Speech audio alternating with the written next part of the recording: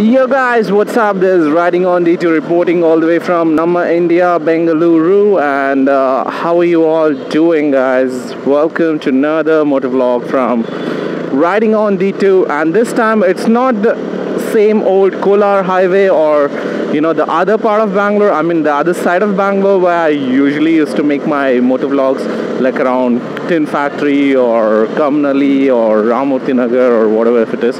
But this time it's a little bit on the other side of the Bangalore. That is, I'm in Malleshwaram right now. So I just came in here to drop D2 biker girl to her friend's place because they had some plan. They're going out. So I just dropped her and I'm heading back home right now. So what I thought is let me make a video today about something, as always, something that's of my personal experience. And right now I'm gonna speak about what I would say, like, to make it more simpler, living with the KTM Duke 200 for the past, I guess I've completed around 29,000 kilometers. I'm really not sure. Let me stop somewhere and check it out. Not in here. So I'm gonna show that as well. I've done more than 29,000 on this, and it's been like over 2 years. I bought it in 2015. No, 2014. Oh my god, trust me. I literally forgot when I bought it, but it's little over 2 years. So I thought, let me make a video. This would be the right time where I've actually spent more than enough duration. It's actually a little late, what I can say, but I said it is worth it right now because I've spent like crazy amount of time. It's not that 1 month or 1 year. I've spent like 2 years keeping this as my main bike for day-to-day travel. Like, yeah, I also use my car, but keeping this as a main mode of transport for me, which I usually use like 98% of the time when I'm traveling from point A to point B. So I thought, let me make a video. How is it to live with it? It's not a super bike. It's not a very, very powerful bike, but it is a powerful bike. So I thought, let me make a video. This is the third time I'm saying that. Anyway, so yeah, first thing, what made me choose the KTM Duke 200? I guess I've already made a video on that. So yeah, it all started like this.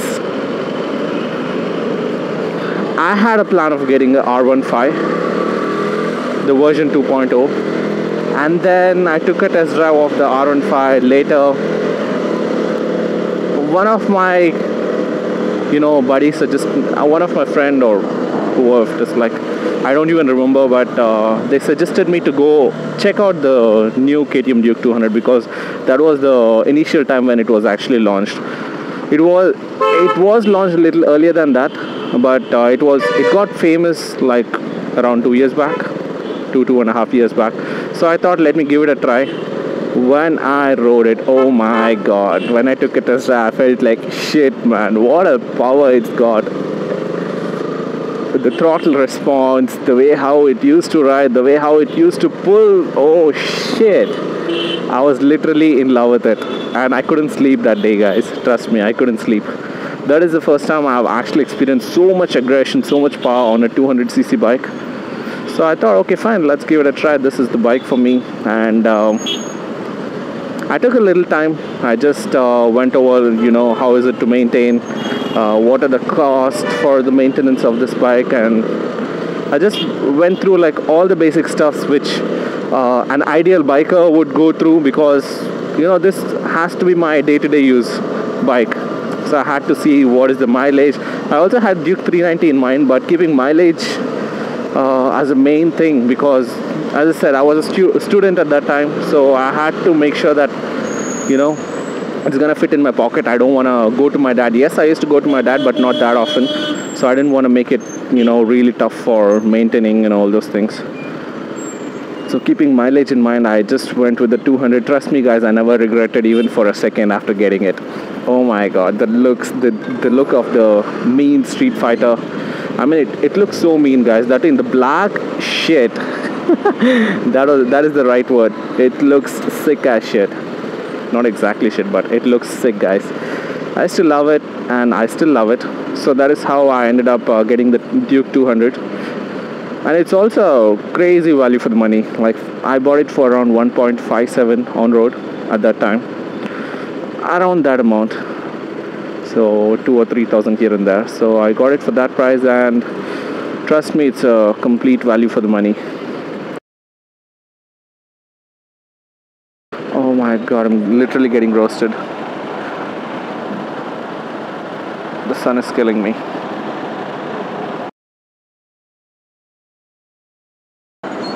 Oh shit.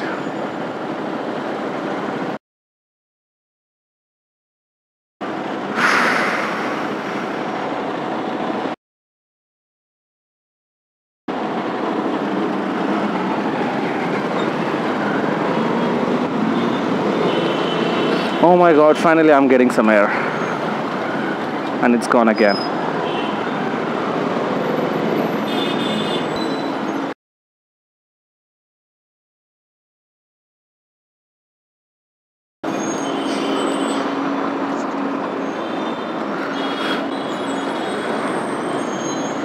And this is what I hate in here. Fucking assholes. They don't even follow the zebra crossing or whatever you call it. It's for people to walk around heads. Just don't go over it and stop it there.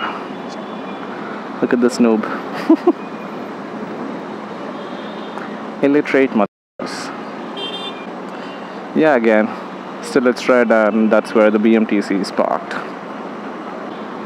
I wish I can capture all of these vehicles and post it on the Bangalore Traffic Police site. Let's see if that's gonna happen.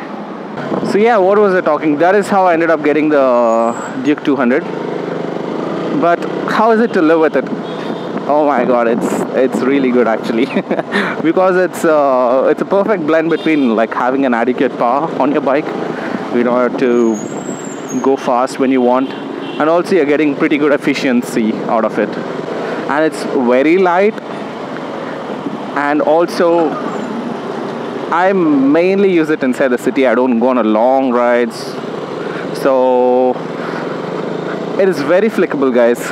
And also most of them know that, you know, even the exhaust is in the middle, keeping mass centralization in mind. So in that case, you know, maneuvering is just a piece of cake.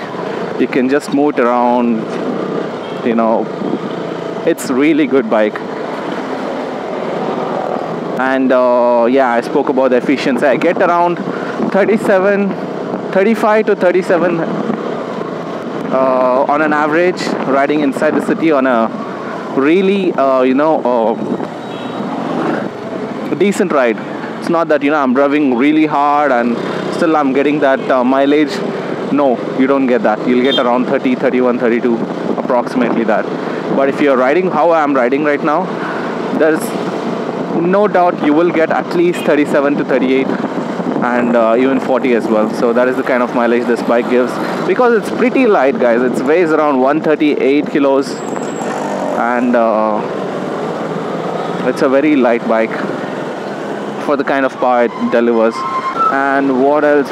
The maintenance cost. Yeah, the maintenance is decent. It's not that it's gonna make a hole in your pocket, but it's decent. Like each time I go it for a complete service, it's around 3.5 grand, 3.8 grand. So that is how much, like, apart from, you know, any other damages or any other replacements, like your clutch cable replacement, your throttle wire replacement, or whatever if it is. So apart from that, this is how much you're gonna spend. On an average, I can keep it as 3.5 grand, not more than that.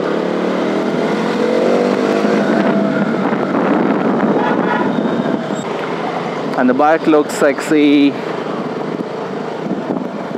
and it's an Austrian bike. The fit and finish, everything is top notch. It's not that I had an issue with. I didn't have any issue at all until now, like any major issue, like an engine issue or the ECU issue.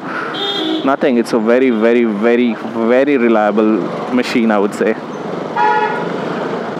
And most of them, they say like, oh my god, the moment I say I have a KTM Duke 200 as my, you know, as my primary bike for day-to-day transport, for my day-to-day traveling, they say, oh my god, that's a mean machine. And they say that people die on that bike. Trust me, guys, I would say whoever says that, give them one tight slap on the face and say this one thing: it's always about the rider, not about the ride. So no matter I've seen people dying on a 50cc or a 60cc or a 80cc TVS XL. So it doesn't mean that that's a killer machine. So it's all about the rider. It's not about the ride. So keep that in mind. If you can control the bike, this is the best vehicle actually. Any vehicle in that case. All you have to do is control the bike. Don't let the bike control you. So in that way you don't end up crashing anywhere. Now I think so people, at least now they know how to use the braking on this bike or any powerful bikes. Well guys, keep this in mind that the braking is not like, look at this. The braking is not like other normal day-to-day bike. This is a Street Fighter which has got like really good power. The braking in this bike is completely different. Like the braking, what people used to think is, you can hit the rear brakes hard, the vehicle is going to stop. The front brake is something that you're not supposed to touch, or you're supposed to use very minimal. You are wrong guys, it's the other way. You're supposed to use the front brakes like always, majority of the time, because 85% of the braking is on the front discs. And if you know that, you can stop the bike on a dime. Like when you want to stop it, you think about it, the bike is going to stop. That's how it's going to be. So it's all about having the right pressure on the front brake levers.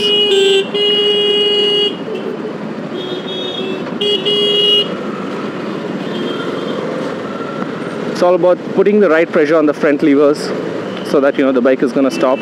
Do not get excited and grab a handful of front brakes. Do not do that. That's not a good thing, because it's going to throw you and you're going to start kissing the tarmac for sure. So use the first two fingers, the pointer finger and the middle finger. Hit the brakes. In that case, you will also be able to rev match your bike when you want to stop like this. Like for example, you want to stop. See that? So that's how you can stop it.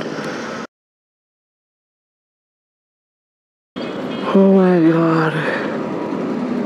I'm already tired. And it's just 12:30. Yeah, the tire mileage, the front tire is completely stock, like the ones that came in when I bought the bike. I still have the same tires, the front. And the rear one, I've changed it. I recently changed it because it almost lost the life. So I had to change it. I spent around 5.5 grand or something on it. So the tire mileage is something that depends on the rider, how they ride it and what kind of terrain they ride it, what kind of roads, what kind of weather condition. So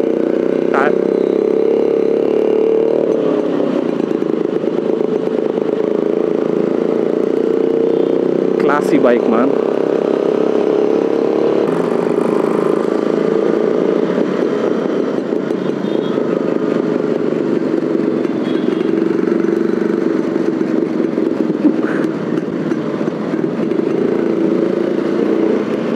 I like the way he's maintained the bike.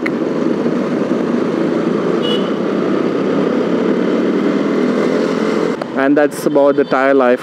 And when it comes to the mods that I've done on the bike, well, you guys must be knowing what kind of mods that I've done on the bike. Like I also made a video. Like I changed the mirrors, I had a seat cowl which I sold it, but as of now there is no mods at all. Only cosmetic mods. When it comes to performance mods, I've put in just the Simota air filter. That costed me around 2.8 grands or 4 grands. It's been like 1 year since I'm using it, and it's a really good one. I can feel the difference actually. The engine breathes a little bit more, smoother. That's what I feel. The engine noise has been softened, and also when it comes to throttle response, I don't feel any difference at all after changing the filter, and I don't expect to feel any difference, because once you change the filters, you're supposed to do a lot of other things in order to get that actual power out of the bike, like tuning your ECU, change the exhaust, fuel mapping, this, that, a lot of things actually, which I did not do. Just the Simota air filters I just fitted in, expecting that my engine will breathe much better, and I got the results. I'm really happy about that. And apart from that, no performance mods, cosmetic mods, as I said you again. Just right now I just have the Rizoma mirrors, and I have partial of the liver protectors, where the actual protector, the plastic thing that comes in here, that has been stolen. when I actually parked it in Commercial Street. Someone actually took that off.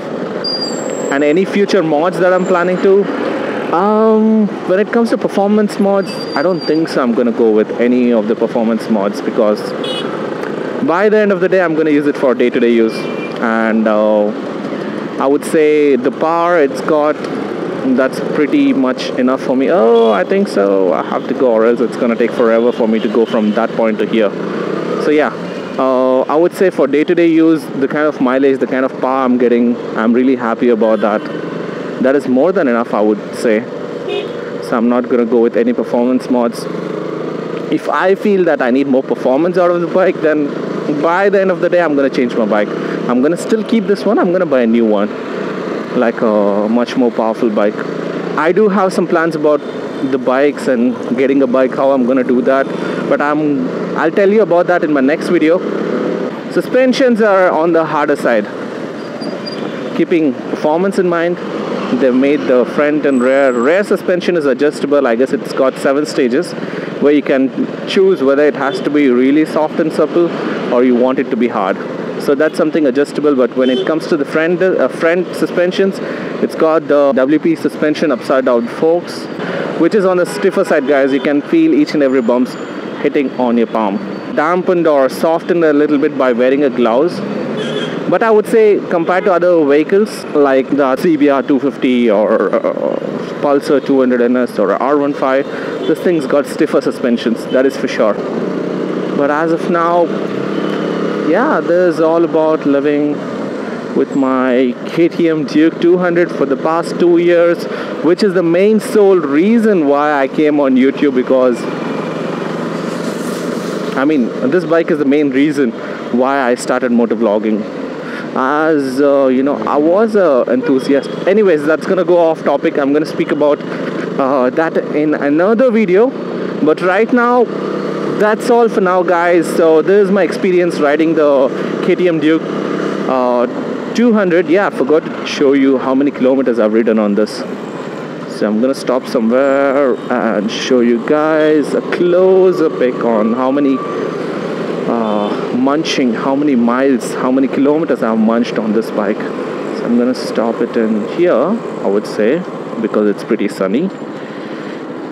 And shit, man, she's dirty. Anyways, it's 29,992 kilometers. That's how much I've done on her. So that is pretty much it. That's all for today. You guys have an amazing day ahead, and hope to see you in my next video. If you do like this video, please hit the like and subscribe button. If you've already subscribed, do share the video, because sharing is caring. That's very cheesy. Anyways, so see you guys in my next video. Take care, bye bye, and love you all.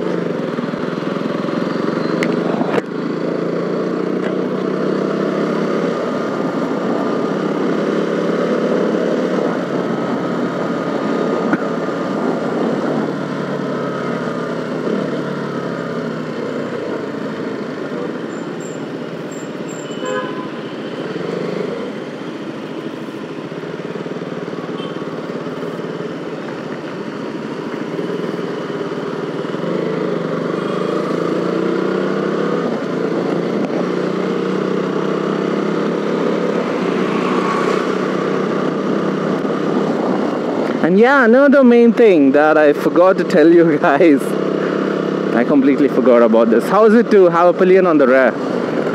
Well, I would say it's good, guys. Inside the city it's good, but when it comes to long rides, I would say not a good idea, because of the stiff seat and the stiffer suspensions that this bike's got. The person behind, they don't have much space to move their butt around. It's a very small seat. So if they're a medium-sized person who's not that huge, it's a good place. If they're lean, it's the best place to be because they're gonna fit in there perfectly. And if they're someone who's huge, I would say there's not the bike for them. At least, you know, you can ride for maximum 1.5 hours. Anything about that is gonna be a pain in the wrong place.